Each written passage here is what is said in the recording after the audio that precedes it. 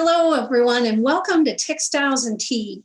I'm Kathy Group. I'm the advertising and marketing person for the Handweavers Guild of America, and I'm your host today.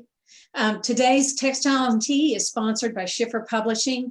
This family-owned business has published nonfiction since 1974. If there's anything you want to learn about that's in nonfiction, Schiffer will have it.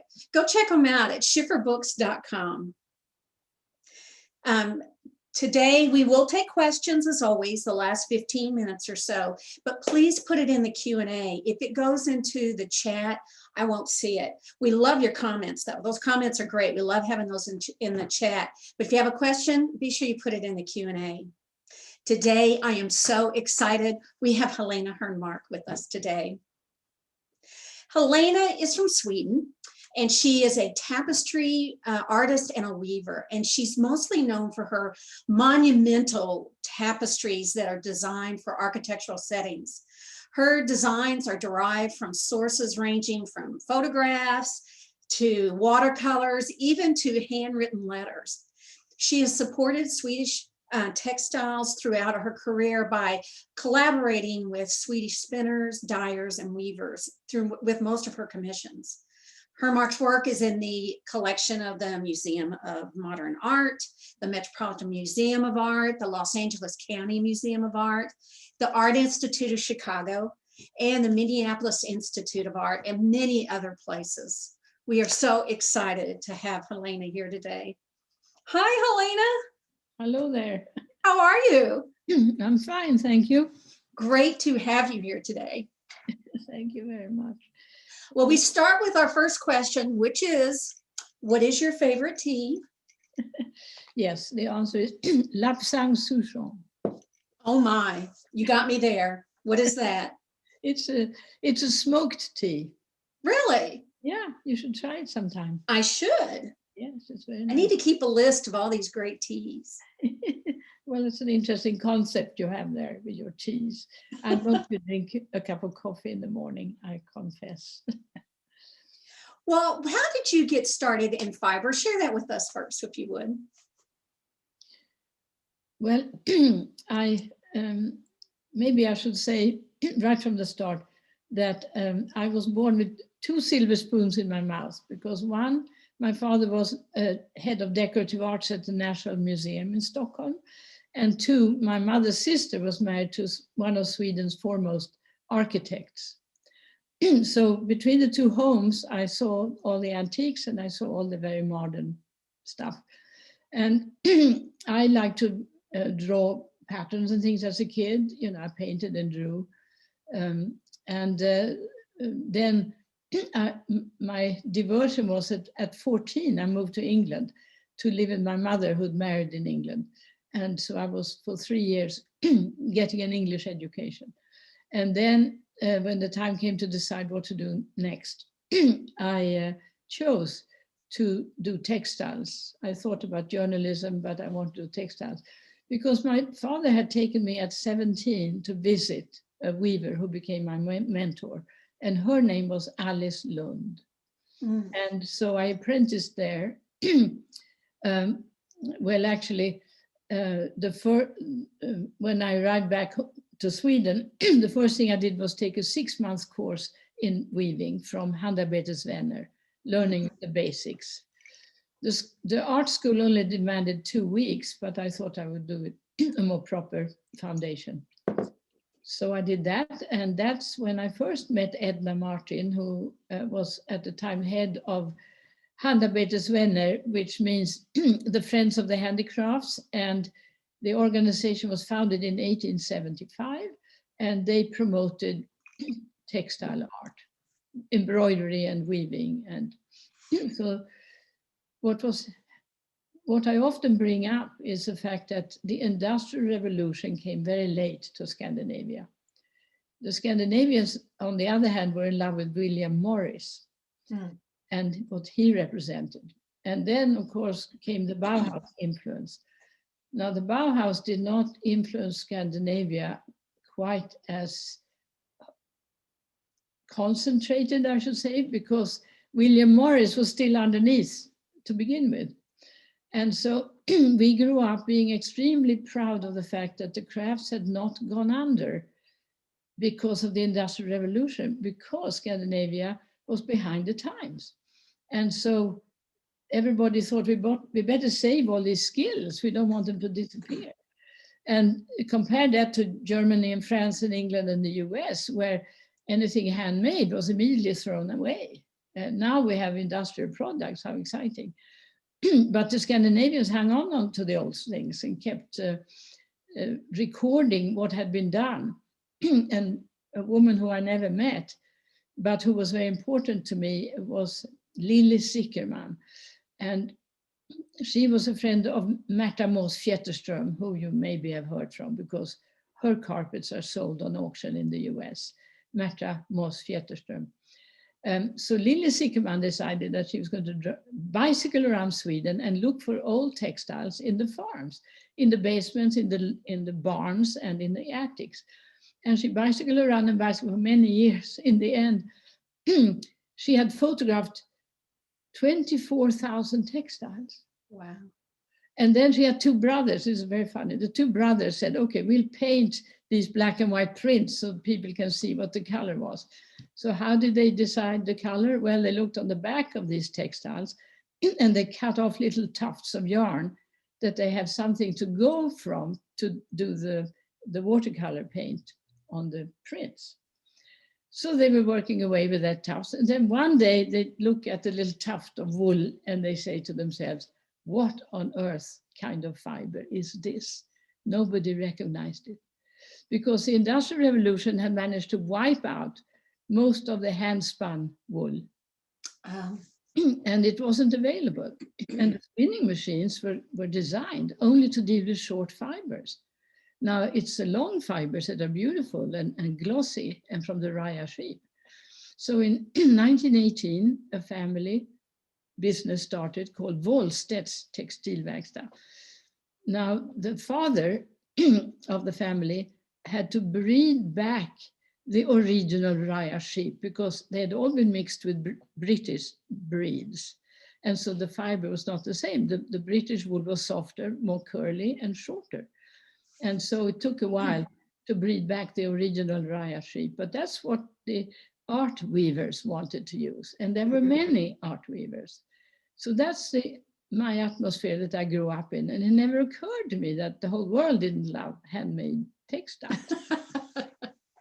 Well, let me ask you about, you do this work with architects, right? And I'm just curious, how do you see the similarity and the differences between a weaver and an architect, like how they view the world, how they work? There's a huge similarity, and then they have a big audience. A building has a big audience and a lobby has a big audience. So in Sweden, it was extremely common that the lobbies had a work of art by textiles. And of course, the Swedish counts, what's it called, the percentage for art program was always very big in Sweden. So many of the government buildings, of which there were many, were thus endowed with a fine tapestry in the lobby. It was felt that the tapestries, if they were big enough, had a better, bigger impact, and they worked better. You couldn't have a painting as big as you could have a tapestry. And the lobbies were huge, and the tapestries brought in warmth, and it brought in what I think is the most best example is that most large-scale art now is displayed with a plexiglass screen in front of it. Mm. Now, when you don't need the plexiglass screen, then you can really respond to the work of art. Right, right, right. And Well, we're going to talk more about your artwork in an architectural setting in a minute, because it's amazing how your work fits into the architecture of places. well, that's where I have in common with the architect. We both need a good client who gives us the opportunity to do our best, right? Right. Very important. If it is a committee, you're not as lucky because it ends up on the lowest common denominator. But I was lucky in my timing in that the architects that I went to see all admired Scandinavian design. The timing was just perfect. That's what they had been enthused by as students. If I tried now, I wouldn't have the same chance at all, because now nobody thinks of Scandinavian crafts the same way. But then they did. And of course, someone like Annie Albers was very well known, who was not Swedish. So when I knocked on the doors, when I was in my 20s and wearing miniskirts, and I knocked on the doors, they all expected to see an old lady like Annie Albers, because they'd never heard about a young person doing it. So that was very funny. Oh, that's a great story. I love that. Now, one thing, your work to me has a softness to it, just like the piece behind you. It's so soft and kind of organic. And I say that in comparison to a lot of other tapestries that you see that's very linear or hard-edged. And even in comparison to one of your teachers, who was Edna Martin. We've got an image of, this is a picture of Edna, and then that's a picture of some of her work. And it's much harder edged than your work. But so she also does. This person being your teacher, how did you find your style working with her? Well, first of all, she didn't lay her own trip on us. She was the teacher. And she wanted to inspire us to feel free and imaginative. So she would play music and read aloud poetry, and she would try to get us in the right mood to feel creative and inspired. And that was her method of teaching. There was never any, I know many teachers nowadays are their own artists in their own way, and they share their own view of art. But in Sweden in the 60s and 50s, it wasn't done. If you were a teacher, you didn't push your own stuff. Because each student have their own thing to bring out of themselves. And you don't want to influence by throwing something in their face. So, and I think that was very noble, but that's how it was. She taught for probably 30 years, during which time she stopped doing her own art. She gave her artistic inclinations to her students. Wow. Well, the next image we have is another piece of her work compared to your work.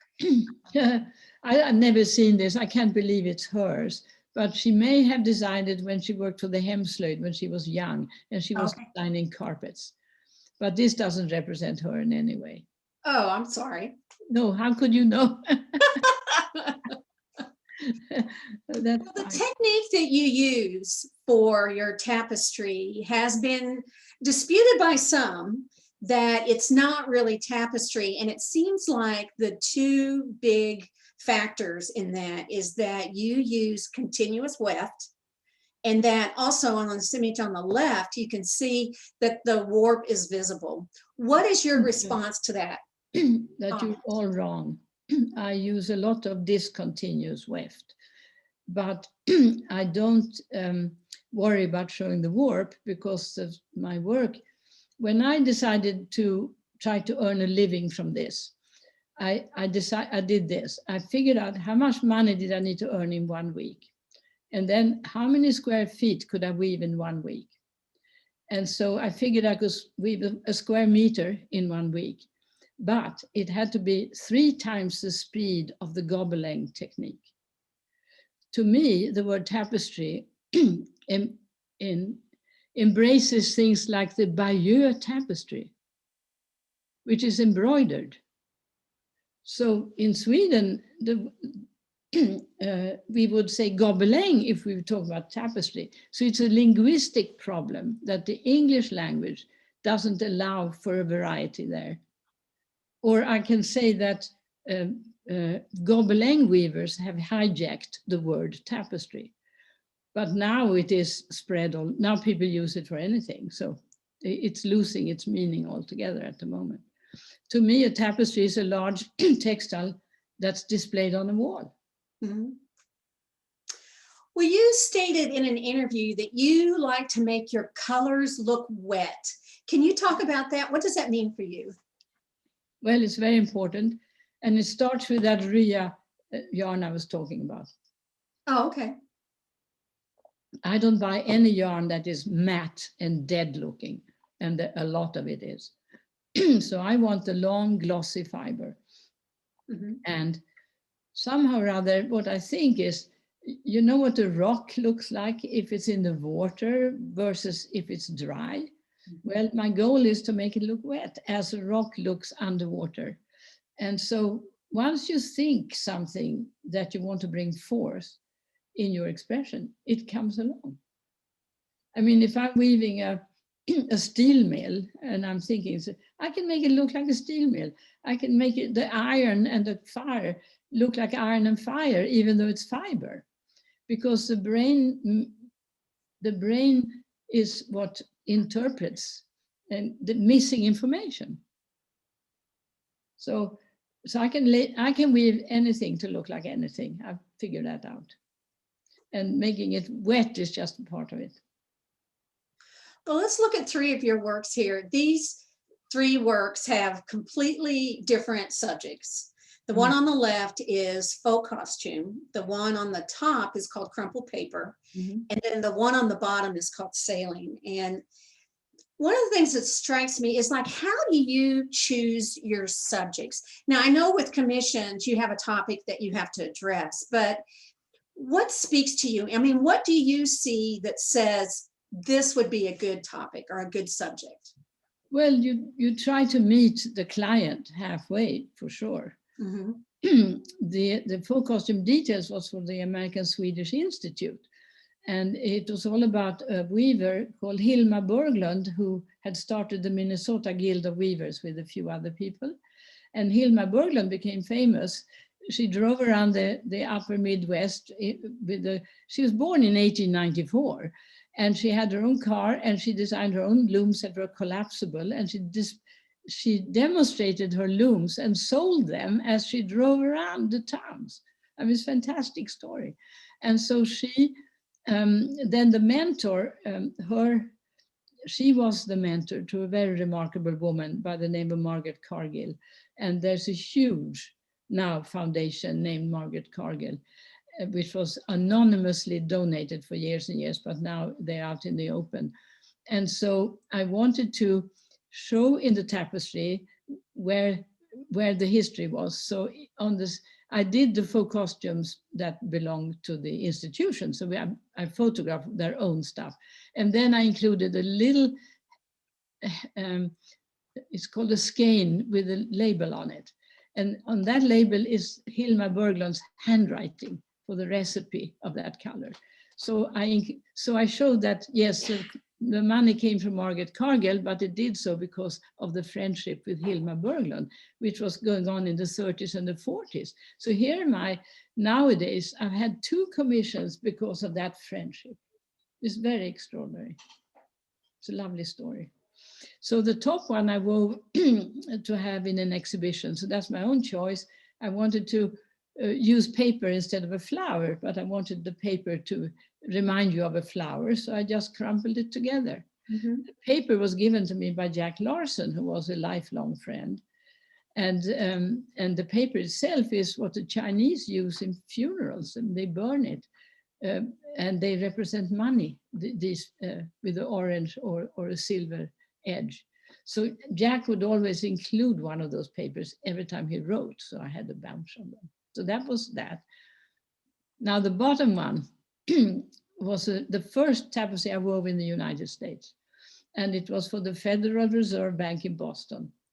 And it so happened that Frank Morris, who was the head of Federal Reserve, and Hugh Stubbins took me for lunch in New York to a fancy restaurant. And between the three of us, we decided what it was going to be of. And of course, Frank Morris wanted a forest scene, but I've just done a forest. I don't want to do another forest right now. And Hugh Stubbins said, no, I'm a sailor. I want something to do with the water. But of course, that's perfectly all right in Boston, which is on the water. So I just went looking for the best sailing boat tapestry I could image. And it was on the cover of a sail magazine, actually. And we cropped the top of it, or, you know, I made it a horizontal. And the interesting thing about the weaving here is that I did weave it in two halves, although I didn't really have to. But I wanted to weave the water from below going up and not from side to side. So therefore, there's a seam in the middle. It's still with the Federal Reserve Bank. It hung for many years in the where the secretary sat. I mean, it was installed in 1976. And then it was moved down one flight to outside the restaurant, but I think they've rolled it up to rest now. It was up for 38 years and they cannot dispose of it. Everything they own, they have to keep. So that's my story about sailing. I love that. Your work is large, but you also do these wonderful studies.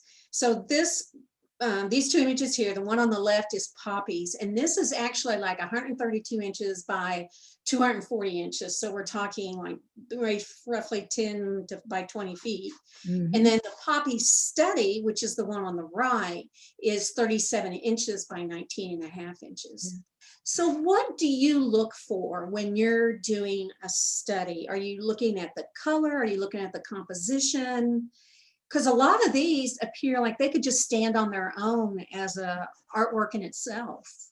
Well, sure. I mean, this is normal procedures to weave a sample to study the technique you're going to use. Mm-hmm. Is it working? You have to make a small piece and then stand at a big distance and see if it looks the way you want. So it's a tool. And we always did samples. And that, you know, at Handweavers Guild, they always did samples too. So that was a normal procedure. And of course, this tapestry was the first one where I wove out of focus. Everything up to this point in 1978, I had done in focus.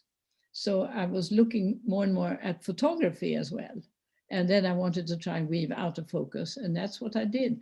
And so this design with the poppies arrived as a Christmas card from Art Center College in California, because my husband had connections there.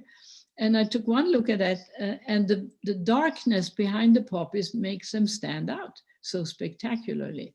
So what is the darkness? Well, it's the actual school, which has dark glass, and it was designed by Craig, now I can't think of his last name, Elwood maybe.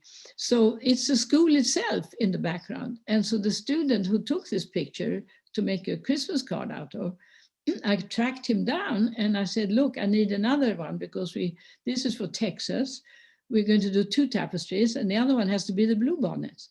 Whereupon I fly him to Austin. We meet in Austin in a ditch to photograph the blue bonnets, to sort of match what the poppies did. And that's what that story. Yeah. That's so wonderful. Well, you have to dive right into it, to the problem. And then I had to research that, in fact, this particular poppy does also grow in Texas. And the reason it is flowers is Lady Bird Johnson. I figured, you know, she represents Texas in such a great way, and she was planting all along the roads wildflowers. What a great idea. Mm-hmm. So that's what I picked up on. The client had said to me, we want something like Monet's water lilies, but with a Texas connotation. That was what the architect said to me. So it all fell in place. That's amazing about the out of focus that you went with that. That's Well, if you look closely, you see it very clearly, what's yeah. in and out. And you see it in the sample particularly, Uh-huh. because the sample is blown up. So you see it. Right. Mhm. Well, in the spring issue of Shuttle, Spindle, and Die Pot, which for those who don't know is the magazine that is produced by the Handweavers Guild of America, there is an article about Helena. And she talks about using this graph paper to kind of organize and track and keep track of what she's working on. Now, you use this graph paper and the x-axis is the time, right? And then the y-axis. So the y-axis is the time. And Okay, I have it backwards. Yeah. Sorry, time. Oh, it is because it says September. So the Yeah. y is the time, and then the x is the woven inches, right? Yeah. So you see where 3 feet. I passed 3 feet there, and it looks like we're taking a few days off because the line is straight up. That means nothing is happening. So How in did a you way, come it's up the with this? opposite. This is brilliant. But I mean, my first husband was an engineer, and he taught me to do this. And I never stopped, because I have to try and estimate what a new tapestry will cost to do. People want a price. And you need to figure out, how do you learn from your past? And of course you learn from your past as long as you keep records. So then you can look up, oh, this one took that long, and that one, oh yeah, and then we did it, you know. It's important if you're going to make an end of it, make your ends meet. And so with this comes a very important lesson that somebody told me when I was starting out, and that was, never deliver late or go over budget. And if you stick to those 2 rules, then your reputation will be pretty good. And that was important. Well, I think this is brilliant. That's so much to organize, and what a nice, clean way of doing that. That's great. Yeah. Well, I was an amateur, you know, I was just inventing as I went along. I never took a class in anything. See, and then you're going to pass it on to others, right? Oh, yes. There you go. Well, Well, coming from Sweden, one of the things I'm struck by is the difference between Sweden and the US when it comes to crafts, weaving, any kind of handicrafts. Like the terminology using for art and weaving is different. I think the education opportunities are much different between the US and Sweden. And also just the appreciation of craftsmanship, something that's handmade.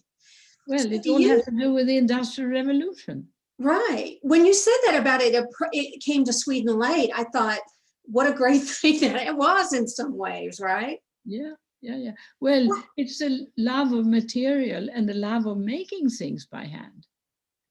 In America, it was shame. If you had a hand-woven shirt on, you would only put that hand-woven stuff on the back of the shirt so nobody would see it, because it was much more, you were much more elegant if you're using the new stuff. And that's what America is all about. You go for the new. Well, do you think you would be a different artist if you had been raised, say, in the United States or Canada or even Southern Europe as compared to being raised in Sweden? No, I grew up with a deep appreciation of old textiles. Yeah. Completely. And a respect for it. And when the teacher said, now try to renew these old techniques, that was, I wanted to hear that. I didn't want, you know, and everybody admired it. I mean, it was almost, a famous textile artist in Sweden had a much higher position in society than here. And the museums collected it. And the state bought it. You see, that's the difference. That because it was a social democratic state, a lot of money was spent for everybody's enjoyment. And part of that was, if you go into a lobby, you can enjoy a tapestry. It has been paid for. It's But nice to have that. I had to find the money. I had to find people who were willing to find the money. It's different. So you have to, I don't know what you have to do, but I managed to do it, to get my clients to pay for it. Well, I'm amazed how integral the location of the installation is for some of your works. We have two pieces here. The one on the left is a rainforest and the one on the right is maple tree. And I want to point out to folks that far right image this is an elevator lobby. This is like a bank of elevators. And the one on the right is if you were laying down looking up, right? So it's like the ceiling and the wall was the installation. It's not just like you wove something and you put it up on the wall. It was part of the architecture.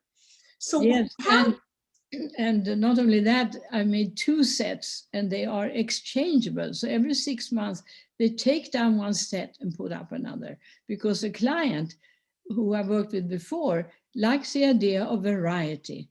And he's so smart that in the same lobby, the same people will see something different now and then. So in the Time Warner Center, I have 4 tapestries being rotated every 3 months. And that's brilliant. It is. And it's the only client I've ever heard of who does that. So, so that's been a boon. What was it like for you to have to take into consideration the environment, that you couldn't just weave something, you had to think about the architecture that you had to be part of? What was that like? Well, that's exactly what I wanted. It wasn't a problem. It was a problem I wanted to solve.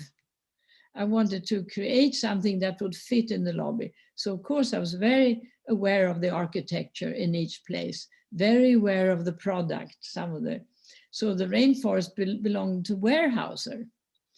And when the architect in San Francisco first approached me to weave the Rainforest Tapestry, he had seen another piece of a street scene that was very intricate. And he said, if you can weave that, you can weave the rainforest.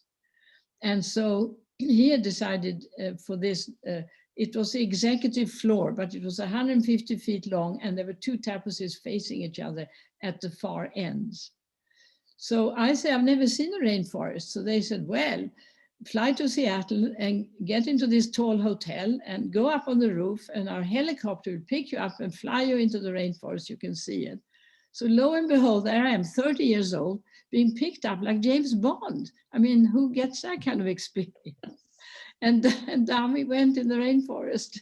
And then we flew over, it was Puget Sound, so it's Mount Olympus, I think it's called.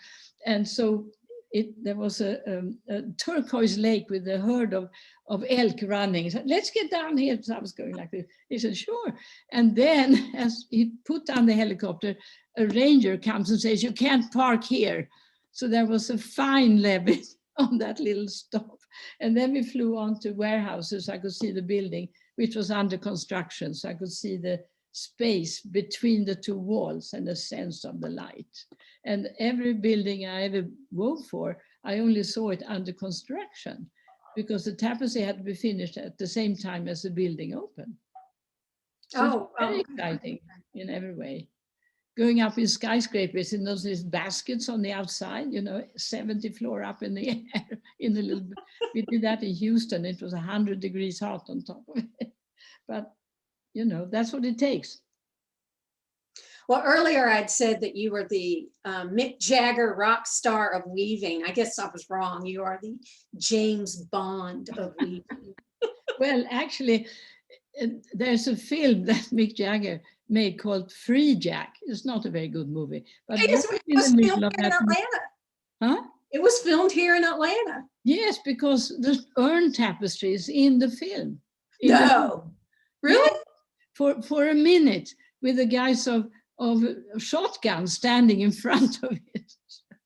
Really? Yeah, a Free Jack, right in the middle of the whole movie. You can see it for 1 minute. No credits, of course. Yeah, they filmed it at the racetrack here in Atlanta, and they blew up cars. And you're right, it was a really bad movie. But yeah. I gotta watch it again just so I can see the tapestry. Well, you'd suffer. But the tapestry is still there, and it's still up, and it's still worth going to. Well, good. Yeah, it's good. It's one. Many of them come off the wall sooner or later. I've been around for so long that's happening. They rebuild the lobby, things change. Right. New owner takes them down. and we're busy trying to hunt down the tapestries that we don't know where they are. Do they ever bring tapestries back to you and say, can you fix this? Can you? Well, not really, but occasionally they know that we welcome them back. So if they wonder what to do with it, they will be heard from. And that's happened recently. Very good. One of the Bethlehem steel tapestries is back in my hands, and I'm so happy. I made it in Good. 1972. So yeah. Oh, that's good. We're collecting and making sure the different museums have them. Oh, okay. Right, right. Well, this next piece I love because your understanding of color and your use of color is so dramatic and it's so beautiful. But one of the pieces that just took my breath away is this one. And this is called Dragline Bucket. And the full piece is on the left. And on the right is the study for it. And one reason why I love this because your ability to show drama and form and texture and just the shading between using the continuum of black to white is just amazing that you've done this. So can you talk about this piece? Yes. You know, when I started out, I only had black and white yarn. And I was figuring that color is so charming. It's good to start with black and white because then you really have to consider composition. And composition is important. So, but this was done later. This was done in the 80s for Peabody Coal Company located in St. Louis. And they were doing, what's it called? The digging of coal from the surface. They were removing 90 feet of earth to reach a line of coal in southern Illinois. So they took me there. They wanted me to see it. And of course, I had no imagery in my collection of such things. So they had put out lots of photographs that they owned on the table in the boardroom. And most of the photographs were of very little interest, except this one of the dragline bucket. So that I just went straight for it. That's what you need. That's what you want. When I had first met them, I said to them, look, your lobby is a little dull. We should do something colorful in the lobby. And the answer was, coal is black, you know. So that was that. So something black and white it had to be. And I love it because it's so unlikely of a textile to show something like a steel mill or a dragline. There's an oxymoron going on there, but it somehow gets stronger because of that. Well, I have to say part of my connection to this is, if I may throw my 2 cents in, is I'm from Southern Indiana and I grew up around strip mining. They call it strip mining. And it was the Peabody Coal Company. Yeah. And for me, I guess it makes me appreciate it, back to that topic of how you take a subject and make it artwork, because growing up around that, it was dirty and ugly, and back then they stripped the land of everything and they didn't have to reclaim it. I know. So these machines would just come in and eat up the land and destroy it. But to see how you took something that I see and have always seen as so ugly and you made it so beautiful, I love this piece, and I'm really glad you shared that with us. That's great. Yeah, no, of course, who likes coal mining? But by the time I went to visit them, the bulldozer was so enormous that it an elevator inside that went 4 stories. And we climbed into the bulldozer while it was working, taking the elevator. It was an extraordinary experience. And by then they knew they had to put everything back. But how do you put back a farm and a forest? Right. Well, I love how you got so close to your subjects, whether you went to a rainforest or you went to the strip mines or whatever. I think that's essential. You have to really get the flavor for what the client wants. You have to get to know your client and understand what the space is like. Even if it's still just in drawings or in models. Many times I saw, before internet, the architects would build models in scale that they would, so you could stick your head into that's what happened with the urn. It had a hole in the bottom and I could stick in my little design on the wall in the model and then take a picture, and then it looked almost like the real thing. Right. Yeah. Well, what's next for you? Hmm. What's your next project? Or Well, I've got something on the loom, which is about the most difficult thing I've ever done. So I'm weaving a photograph I took at the wedding. And it's actually at the end of the wedding. The staff are just collecting bottles and getting ready to go home. And it's in Tuscany and it's out of doors. And there's this glass against the wall that makes these figures reflect. And it's a reflection of that and the bottles and the people and the out of focus, and it's all rolled into one. And it's going to be very mysterious looking and very crude in a way, because I made sure there aren't enough warp threads to really be too particular. So that'll make it more abstract. So that's what I'm aiming at. And it also has another technique that I've been using, which isn't so known, but it's a double weave. And on the back, I have those strips of plastic that are left over from sequin making, and they're called Punchinella. So it's like honeycomb. So I found that in Montreal in the 60s. So I've used that in my tapestries here and there ever since. And it means that the structure is really supported by the back side. And the front side, you don't need to be quite so particular about making it perfect. And so I'm using that opportunity for this piece. So it doesn't look perfect, but it will look stronger at a big distance. So I keep looking at it through the binocular backwards to see if I'm getting the result I want. so when you're in the studio, you take binoculars and you turn them backwards? Yeah, yeah. We've done that for years. We've always done that. Really? Yeah, because Well, when you see, Edna Martin taught us that. who taught you that? Edna Martin, my teacher. Edna Martin. I should have known. And also that we blew up the cartoons are not drawn by hands, they're photographic.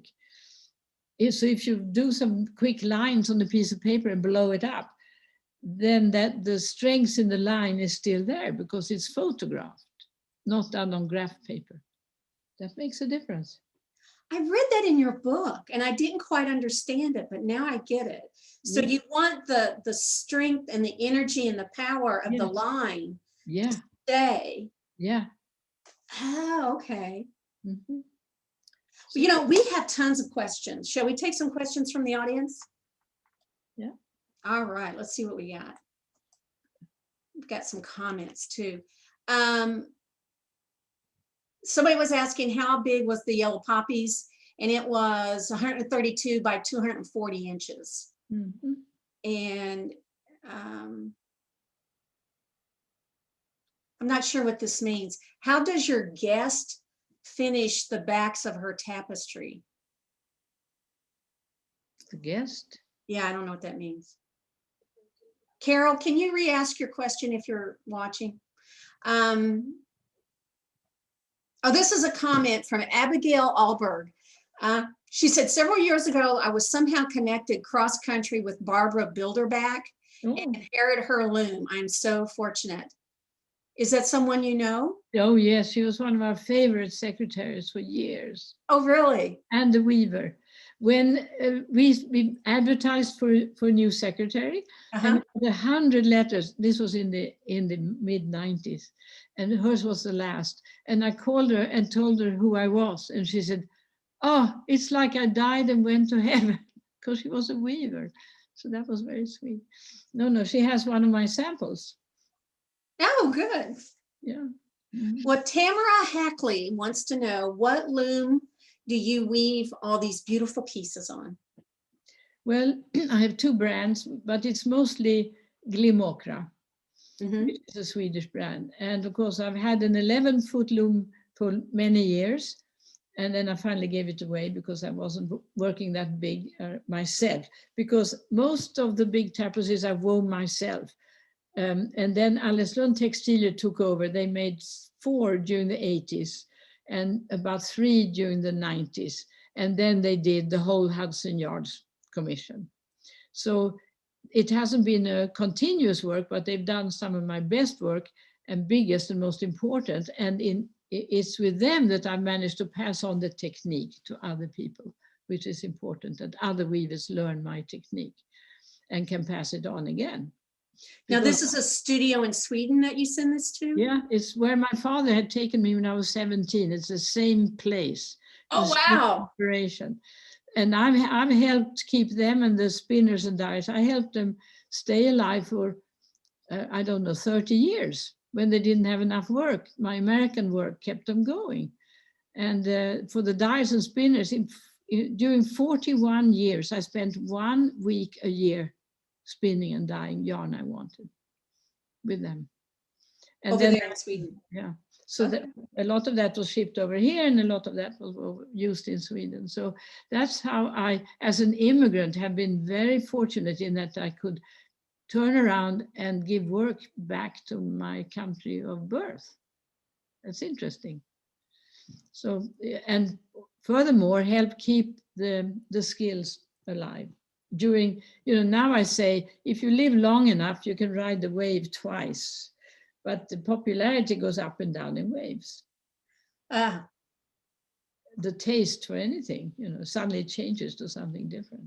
So you've got to be prepared for for the times changing on you, where you have to rethink what you're doing.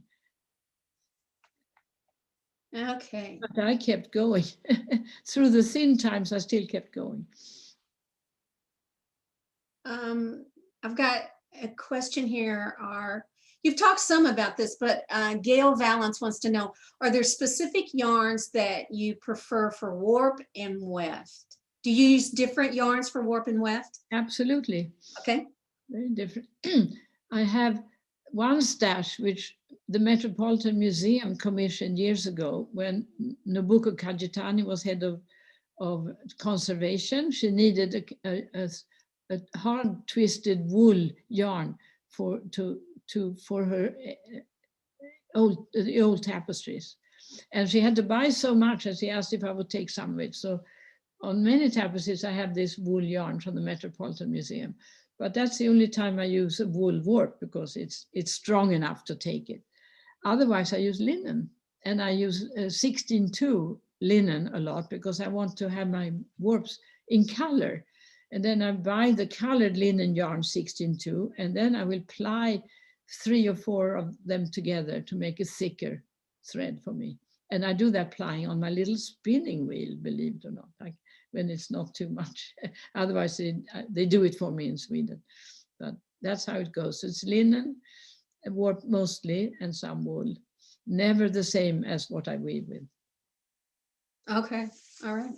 Someone had emailed us earlier and asked a question. They wanted to know, how do you get, I can't remember how she said it, but it was like, how do you get the light? So they there's so much light, like either light reflecting or how do you accomplish that? Is it by the combining colors or? Well, we look at the design, which is a good print, usually, a well-made print. And we get all the information from looking at the design, and then we mix the colors according to what we see. So here's an interesting story. We wove a stallion in Lexington, Kentucky.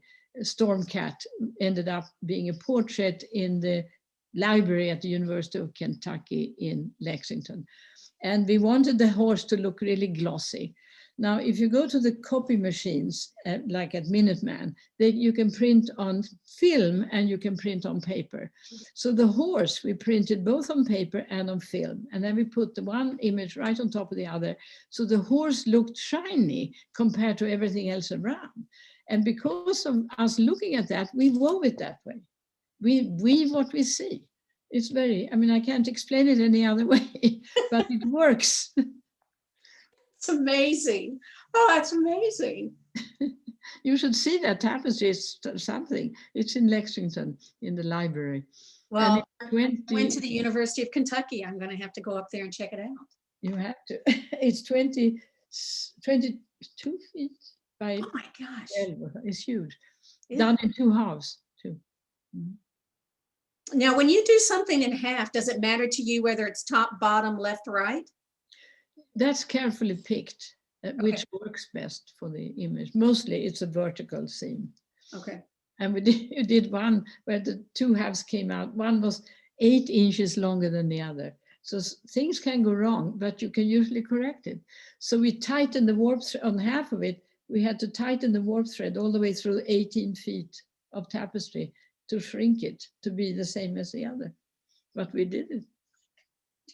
The problem was that we had woven another tapestry between the two halves, and the big loom had shock absorbers, but the thing we wove in between was standing on the floor. So our arms did not remember how it felt to beat. So we didn't beat it the same way. Then we had added extra warp thinking it was too short. So we never suspected anything. We just counted the butterflies and compared them all the way up so that they were the same number and same thickness. We couldn't figure it out until I realized that it had to do with that we had a longer warp and that we had woven something else in between on another loom. Oh, wow. That's great. Okay, well, I have to go back to my previous question. Carol, I'm sorry, I'm clueless. I didn't get what you were saying. I apologize. It says, so she was asking, how do you finish the back of your tapestries? Yeah, well, it's a good question.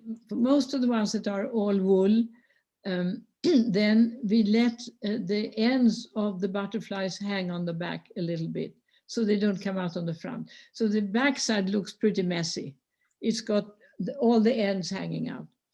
But then when I weave with this plastic stuff, then the whole back is just plain glossy plastic. And so that's quite different. And it looks much neater. But that's how we work it. It's nice in exhibitions to hang tapestries in the middle space. And we did that at the Aldrich Museum here recently. And we showed one of the we showed the back so people could go around and see what it looked like, because they're always turning over the corner to see the back, you know, so go and look. Thank you, Carol, for your question. We have something. Oh, do you have to get permission from people to use their images for your weaving? Oh yes, you always. I had a rule for years. I paid photographers 500, and after a while I was paying them 1,000 for the right to use the image once. But I did burn my fingers when I was young because I went and took an advertisement and wove it, and in Sweden they came after me because you're not allowed to do that without paying for it. What steps do you take to simplify the photograph to make your cartoon? None. I just blow it up and print it. And then I draw on it. I do add lines to clarify areas that are hard to see through the warp. Okay. Which is plenty. So on the dark area, I use a white pen, and on the, and on the light area, I use a black pen so that it shows. So the cartoon itself was exhibited at the Historic Society in Shelter Island. They wanted to have one of the cartoons up on the wall as a work of art because it turns out looking rather interesting with all the writing and all the so they wanted to show that. Oh, I can imagine. I would love to see that. The creativity at work. What did that look like? And yeah, well, it was more a show of how, you know, the whole process.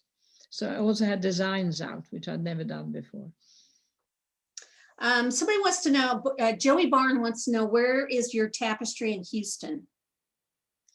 Well, it's in storage. It belongs to JP Morgan Chase, the one in Houston, and it's the Six Flags of Texas. It's a very spectacular piece, which came down because they redid the banking hall. And so I've asked, and it's in storage. The flower tapestries that were in Dallas are now at Cleveland Museum of Art. That's where they ended up. They were donated. Oh, really? Are they there now? Are they on display? Or no? I mean, most of my work is in storage. So the best you guys can do for me is to walk into a museum and ask to see the stuff, because then they might decide to bring it out. All right, everybody, you heard that. We have a goal. Go to museums, ask for her work, demand they be pulled out of storage. Most of the museums will have the picture on their website now.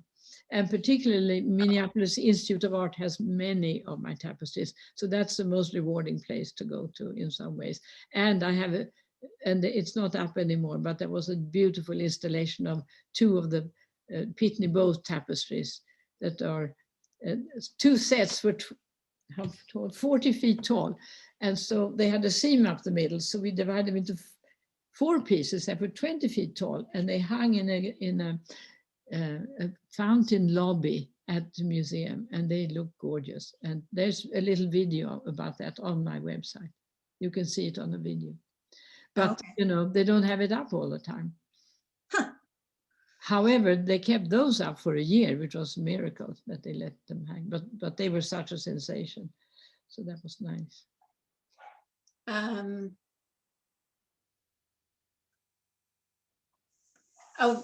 Deborah Prindle wants to know, when you went to that rainforest, when they took you on the trip, James Bond, did you take pictures and use that for your weaving, or did you just keep it in your memory and reimagined it? Oh, no, again, was so early in my career. I hadn't become a photographer yet. I mean, I had a camera with me, but they had much better pictures than I did. But there was a discussion, because the best picture, which is the one you saw there, that tree does not belong to Weyerhaeuser. It's in the Federal Reserve Forest. So they immediately objected, said, oh, it's not our tree. Oh my God. But there were 2 to go up. So then they had another one that was their favorite, which I wasn't too keen about. So I said, okay, I'll do this one if I can do that. So we made a deal. So one is the one I wanted and one is the one they wanted. But later on, I learned to take my own pictures. So you do your own photography now? Well, to a large degree, when I can, I do, yes. And I build mock-up, I build up compositions in 3D, and then I photograph them. That's one thing I do. So it depends on the space. It's not always I can do an abstract, but the Purdue University has a very nice piece, which is abstract, where I built up a drama by having squares of paper that I had painted, and I photographed them casting shadows and looking like it's on the runway trying to take off. So it's kind of interesting. They want you to talk about the tapestry behind you. Yeah, I've had this for years. I made it in '86, and you don't see the whole thing, but it's got a red frame around it. What's interesting about it is that I'm sitting at our coffee table where we have fika every day. And on the floor is a mate to this tapestry. So on occasion, I've made a tapestry and a carpet combination. And that's an interesting thing to do. And that's what we have here. So I've never gotten rid of it. It's our coffee place. Marcy Petrini wants to know that, I guess you did a tour at Convergence in Atlanta. Yeah. Is the tapestry money still on display and where? It was on display at Bank of America in Atlanta. And it's called Currency. Currency, not money, currency. Okay. Currency. And Bank of America, when they took over using the building, they didn't know what had happened to the tapestries because they belonged to the property developer. And I've been in touch with his wife, and nobody can tell me where it is. It's lost somewhere in Atlanta. So there's a job for somebody to go and find it. The springtime is hanging up in the basement, I have heard, but I haven't been to Atlanta in a long time. I have to go back. COVID sort of stopped me from plans like that. But it must be found because it is 30 feet long and 9 feet high. It's hard to miss. But they will have it roll. It will be a big roll. And that's the problem. Then people don't see what it is.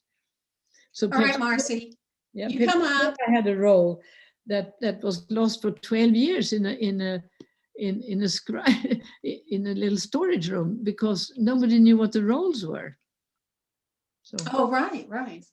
All right, Marcy's going to come up from Mississippi, and then you come in town, and the three of us are going to go find Currency. I would like that. Yes. Oh, and someone has posted the link to the horse tapestry. Thank you, Claudia. That was great. Sure.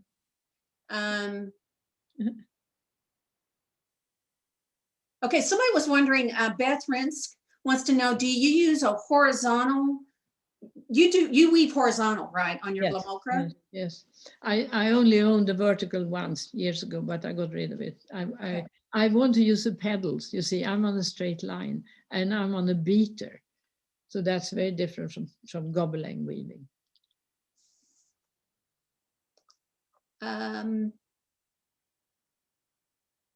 Yeah, a couple of people want, this is from Sue Sari, but other people have asked, how do you preserve your wool from bugs and how do they clean it when it gets dirty? Well, it's really nice to say I haven't had any problem. For many years in Sweden, they dipped the wool at the end of dyeing it in ammoniac, which kept bugs away. But that was forbidden now for environmental reasons. So the wool that I bought since hasn't been treated. And touch wood, in this studio where I've been for 40 years, I've never seen a single moth. Huh. So well, somebody was asking about your book, and I'm assuming they mean this one. Yeah. You can, I know I got mine from Amazon. Yeah, you can probably find them, 1,000 were printed in English and people bought them out, but now they're always available on Amazon because people turn them in again. So right. So you can. Yeah, it's a wonderful book. I just really enjoyed reading. If nothing else, I loved hearing about your childhood. You got to read about our childhood. It's I can't believe it. It's after 5 and I need to stop for today. I'm so sorry, Helena. This has been wonderful. Thank you so much for coming on the show and sharing about your work and your life. You're an inspiration to us all. We appreciate it. That's great. And I'm glad so many tuned in. That's amazing. Oh, yeah. Like I said, rock star, James Bond. Okay. The other thing, there's tons of questions. And for a lot of those questions, you can find the answer here at Helena's website at hernmarck.com. Go there. You can see her images. There's a lot of information about the her work, where it is, where you can see it. And I love the pictures of the tapestries hanging in their space. So you can see what they look like in a lobby. And the articles at the bottom, you can read about the Hudson Yards Commission there. There you go. Italian magazine wrote it up very well with lots of pictures. So great website. So check that out, hernmarck.com. Okay. I want to do a special thank you to Schiffer Publishing. This family-owned business has been in business since 1974. If you're looking for any kind of nonfiction book, they have had it, and they have beautiful fiber books. Lots of arts and crafts books also, but if you're looking for a fiber book, Schiffer will probably have it. So go check them out at schifferbooks.com. We will, Textiles Tea is supported by the donations to the Fiber Trust. If you would like to see more programming like this, please support HGA by becoming a member or donating to the Fiber Trust. And you can do both of those at our website, weavespindye.com. If you've missed part of the show today and you want to watch it again, please do. All these are recorded and they're on the HGA Facebook page. You don't have to be a member. You don't have to have an account to go to the HGA Facebook page. Also now we are putting those on YouTube. So I encourage you to go to the HGA, the Handweavers Guild of America YouTube page and subscribe, because when you do, you get a notice every time one comes up. And we're trying to get 1,000 people. So go on there and subscribe. We'd love that. I want to thank everybody for coming today. It's been wonderful. I apologize for running over. We could have stayed forever. Next week, we have a young artist named Edie Erb. I hope you'll join us next week. Have a wonderful week, and don't forget, happy tea. Okay, we can mute it. Right?